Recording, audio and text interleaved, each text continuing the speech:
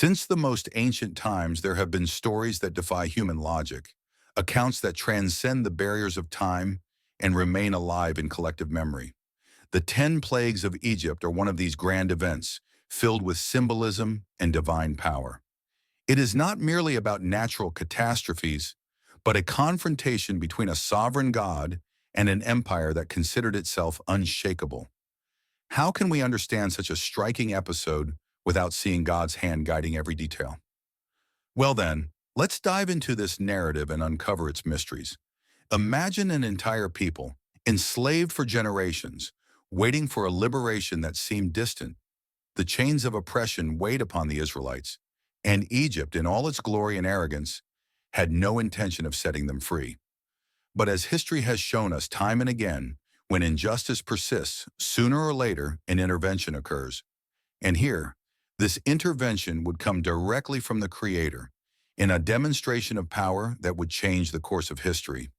God not only heard the cry of his people, he decided to act. Thus Moses emerges, a man already carrying the weight of an extraordinary destiny. Raised in the Egyptian court, but belonging to the oppressed people, his life seemed like a paradox. How could a simple shepherd challenge the most powerful man on earth? But God does not choose the prepared. He prepares the chosen. And that is exactly what he did with Moses. The burning bush was only the beginning of a journey that would lead him to a direct confrontation with Pharaoh. And an important detail, it would not be a friendly negotiation. What would follow would not be just a clash between a liberator and a king. It would be the manifestation of divine supremacy before an empire that thought itself untouchable. But first, do you want to discover more about the mysteries and curiosities of the Bible?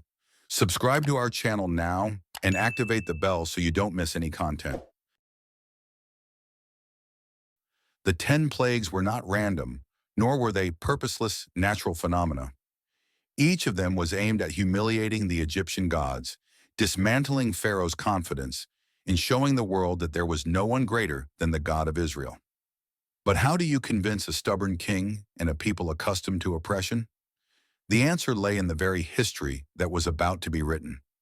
Pharaoh's palace was imposing, decorated with gold, colossal statues, and symbols of power that reflected the glory of the Egyptian empire. There, seated on his throne, the ruler of Egypt knew no opposition. Who would dare challenge him? Who would have the audacity to confront the man considered a living deity? Then two unlikely men appeared, Moses and Aaron. No armies, no riches, nothing but a direct and non-negotiable message. Thus says the Lord, let my people go. Exodus 5:1. Pharaoh's reaction? Laughter and scorn. After all, what God could be more powerful than him? What Pharaoh did not know was that this confrontation was not between him and Moses, but between him and God himself. His arrogant response was immediate. Who is the Lord that I should obey his voice and let Israel go? I do not know the Lord, nor will I let Israel go. Exodus 5:2. To reinforce his authority, he increased the burden on the Hebrew slaves. If it was already difficult, now it would be impossible. The message was clear. If they had time to think about freedom, then they could work harder. The king hardened his heart, but little did he know that his resistance would only pave the way for events that would make him tremble. While Moses faced the fury of his own people, now suffering even more, God encouraged him. Pharaoh would be forced to yield. But how do you convince a king who thinks he is above any deity? The answer would come with undeniable demonstrations of power. The battle was just beginning, and the first blow would be delivered resoundingly. Egypt would witness what happens when someone challenges the Lord of hosts. And so, the plagues would begin to fall upon the land, one after another, like a hammer smashing the pride of an entire empire. Pharaoh did not know it yet, but each plague would strike not only his nation directly, but also the gods in whom he trusted. Every step he took to resist only made his downfall more consequential. God was not just freeing a people, he was dismantling the spiritual structure of an empire that oppressed his children. Egypt would become the stage for an invisible war where true power would be revealed. What was to come would change not only the destiny of the Hebrews, but also the way the world perceived the God of Israel. The Nile turns to blood. Egypt had always lived in the shadow of the Nile. This river was more than just a water source. It was the backbone of Egyptian civilization, a living god that sustained the land with its fertility and wealth. The Egyptians worshipped the Nile as sacred because it guaranteed abundant harvests and the survival of the empire. But what happens when the source of life becomes a symbol of death? Moses and Aaron stretched out their staff over the waters, and before the astonished eyes of Pharaoh and his subjects, the river turned into blood. Exodus 7:20. Egypt, accustomed to abundance, now faced the horror of the total corruption of its main source of sustenance. The change was immediate and devastating. Dead fish floated on the surface, spreading an unbearable stench. The canals, the lakes, and even the stone and wooden vessels were contaminated. The water that once gave life now signified destruction. For 7 days, the Egyptians tried to find ways to bypass the plague, digging holes along the riverbanks, but it was all in vain. The Nile, which once represented prosperity, became a reminder that the Lord of Israel was not just a name mentioned in prayers. He was real, powerful, and had declared war against Egypt's idols. And Pharaoh, he hardened his heart even more. His magicians, trying to maintain the illusion of control, replicated the feat on a small scale, Exodus 7:22, as if that proved their power was equal to God's. Plague of frogs. After 7 days with the Nile turned to blood, Egypt began to believe the worst had passed. But suddenly a strange sound spread through the streets, the temples, the royal palace corridors. It was an incessant croaking, a chaotic melody announcing the next blow. Frogs emerged from the river in unimaginable quantities, invading houses, beds, kitchens, temples, and even Pharaoh's own throne. Exodus 8:3. Egypt, which worshipped the goddess Heket, represented by a frog-headed figure, now saw its own symbol of fertility and protection turn into an uncontrollable plague. The priests struggled to maintain their rituals as frogs leaped onto their altars. Families tried to sleep but were awakened by the cold, slimy touch of amphibians against their faces. There was no place to step, no food to eat, no rest without encountering these creatures that now seemed to mock Egyptian culture. God was sending a clear message. You worship false gods? Then I will multiply them until they become a torment. Amidst the chaos, Pharaoh, already feeling the weight of humiliation, decided for the first time to ask for the intervention of Moses and Aaron, Exodus 8:8. Instead of begging for an immediate end, Pharaoh requested that the frogs be removed tomorrow. Why not that very instant? Perhaps because, deep down, he still believed that his divine position would keep him in control. However, as promised, Moses prayed to the Lord, and the next day, the frogs died. Now imagine Egypt covered in piles upon piles of bloated corpses, rotting under the scorching sun, the putrid smell lingering in every corner. What was once revered now turned into disgust and horror. And Pharaoh, if it were possible, he hardened his heart even more. The brief display of humility disappeared as soon as the problem was removed. He went back on his word and refused to set the Hebrews free. Plague of lice. Egypt was still trying to rid itself of the remnants of the last plague. The stench of dead frogs lingered in the air, and the people were exhausted from the sequence of calamities. But the storm was far from over. Without warning, the dust of the earth began to stir, and what seemed like a simple dry wind transformed into something much worse. An infestation of lice. Tiny, persistent, and unbearable, they covered men and animals, infesting every hair, every fold of skin, every piece of clothing. The discomfort was maddening. They were everywhere, a microscopic curse that no one could stop. Exodus 8:16-17. This time, not even the Egyptian priests escaped. It is important to remember that religious rituals in Egypt demanded absolute purity, and the presence of lice rendered any priest unclean, preventing them from performing their duties. In other words, beyond causing physical discomfort, this plague completely dismantled Egypt's religious structure. The gods to whom Pharaoh turned were now silent, unable to intervene. Even the palace magicians, who had previously imitated Moses' miracles to maintain the illusion of power, finally surrendered.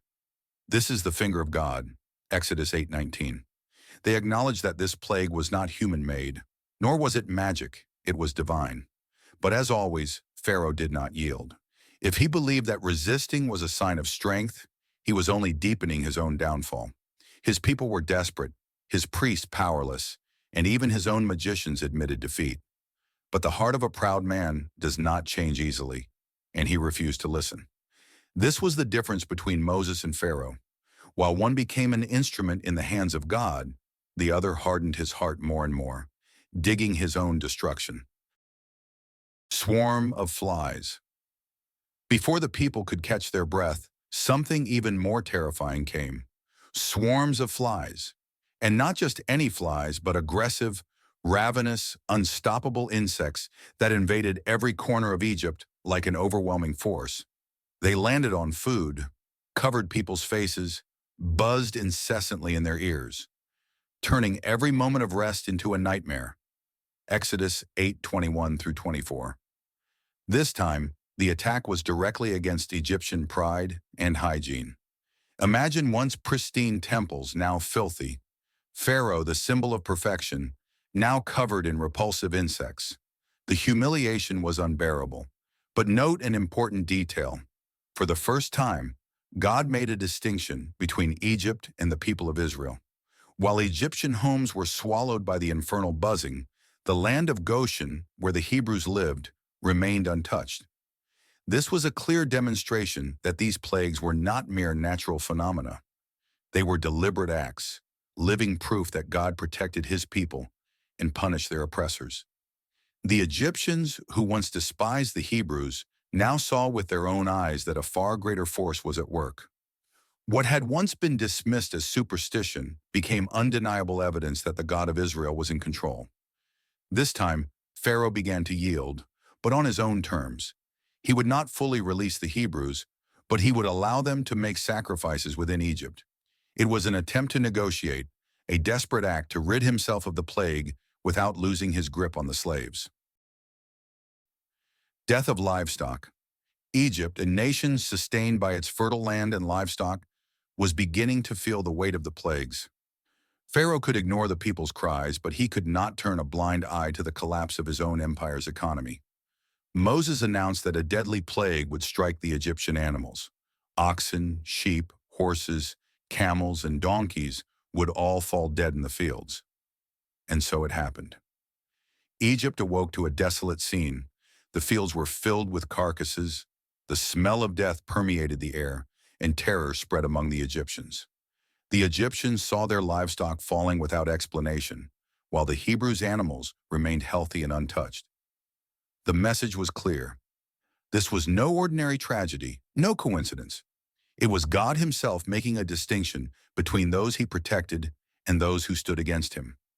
Even in the face of such great devastation, Pharaoh hardened his heart once again. He sent messengers to verify whether the Hebrew livestock was truly untouched. Exodus 9:7. And indeed it was. But still he refused to let the people go. Boils and sores. Now God would make the war personal.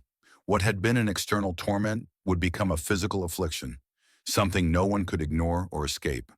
Moses and Aaron, following divine command, took ashes from the furnace and threw them into the air before Pharaoh. Exodus 9:8 through 9.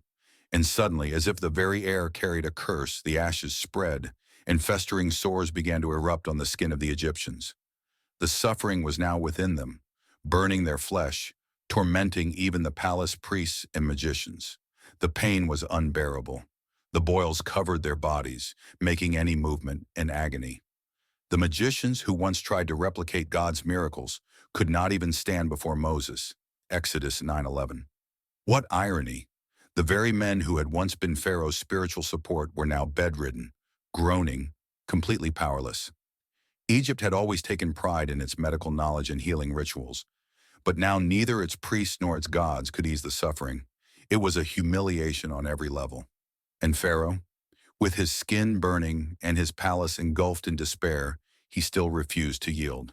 Imagine that. While his people cried out for relief, he insisted on resisting. Hailstorm of fire Egypt had been struck in every possible way. Its water, its land, its animals, even its own bodies were suffering. But God was not finished.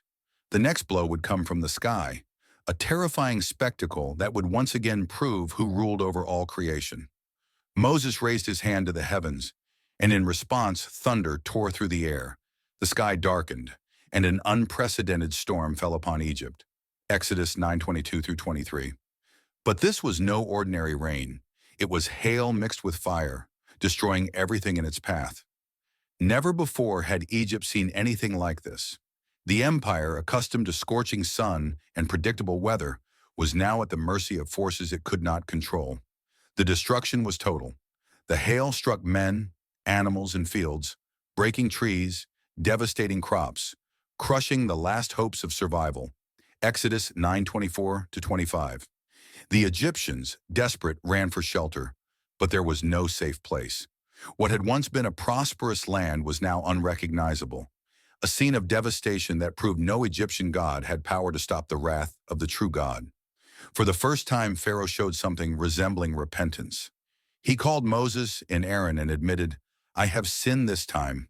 The Lord is righteous, but I and my people are wicked." Exodus 9:27. He asked Moses to intercede, to end the storm, and promised to free the Hebrews.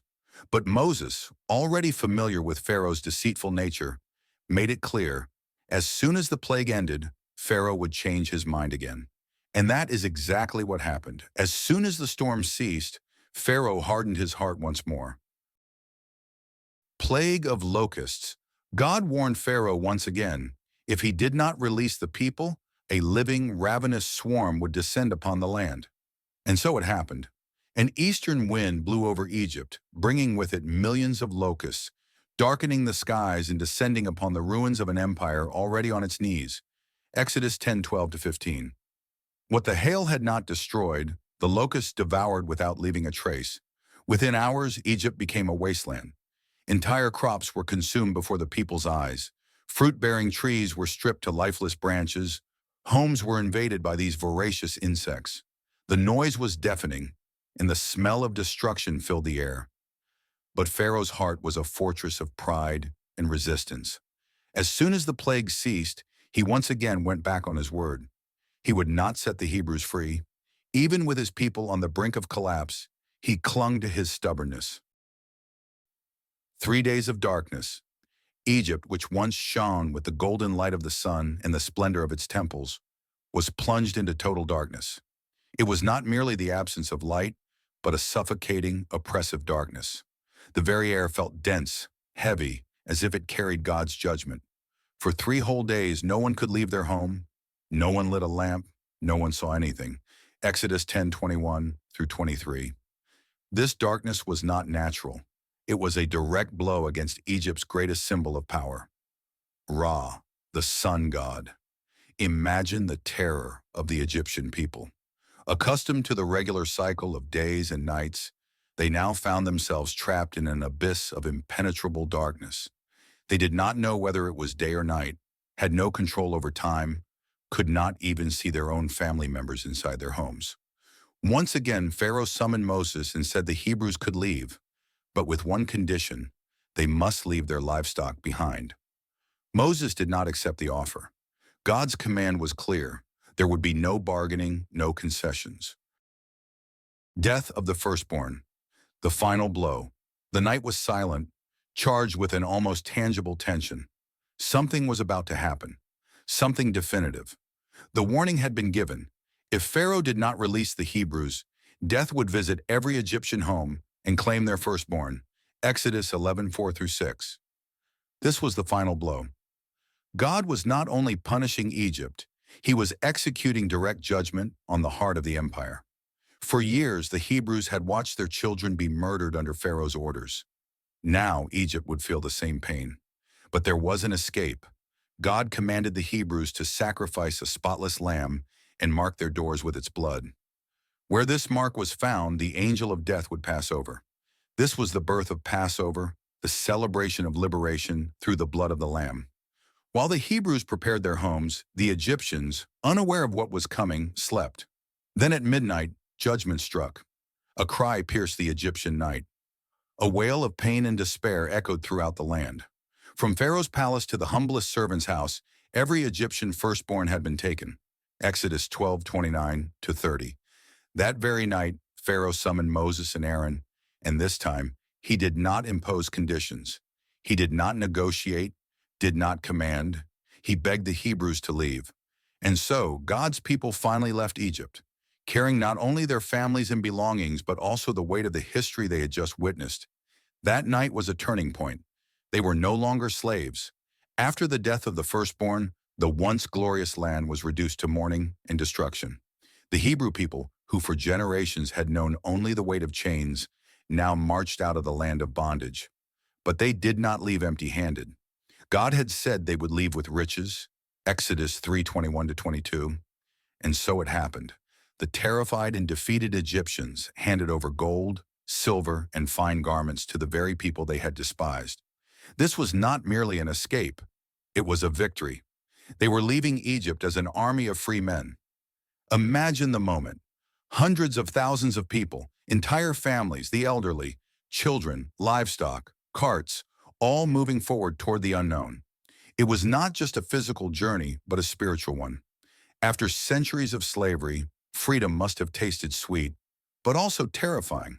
Because you see, being free is not just about leaving a place, it's about learning to live without chains. They would need to trust God as never before, and He had already prepared a way. A pillar of cloud guided them by day, and a pillar of fire protected them by night. Exodus 13:21. God had not only freed them, He was walking with them. The 10 plagues of Egypt were not just demonstrations of power, they were declarations of who God truly is. Each blow was not random, but a direct response to human pride and false security in gods that could not save. Egypt trusted in its strength, its economy, its idols, but in the end, everything collapsed. This story echoes even today because it is not just an ancient event, it is an eternal principle. When a heart hardens against God, sooner or later, it will face the consequences. Pharaoh could have surrendered from the beginning, but he chose to resist. And so he suffered until he had nothing left. But this story is not only about judgment, it is about redemption. God did not just destroy Egypt, He freed a people. And that liberation did not come because of the Hebrews' own merits, but by God's grace. Pharaoh thought he was in control until the very last moment. But in the end, he was just another character in the story God was writing. The truth about the 10 plagues of Egypt is not just that God displayed His power, it is that He still shows us today that all resistance against Him is useless, and that the only right response is surrender. Because in the end, no matter how powerful the empire that enslaves us, when God decides to set us free, no one can stop Him.